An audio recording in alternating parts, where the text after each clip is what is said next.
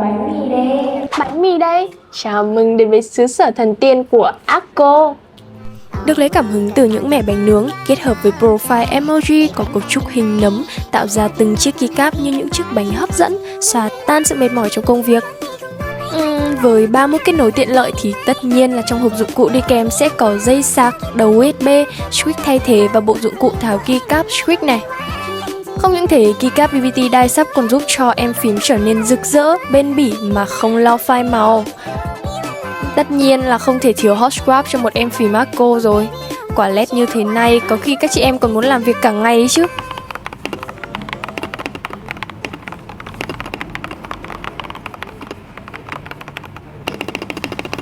Theo dõi like của mình vào lúc 11 giờ tối nay để mua hàng với giá siêu rẻ nhá.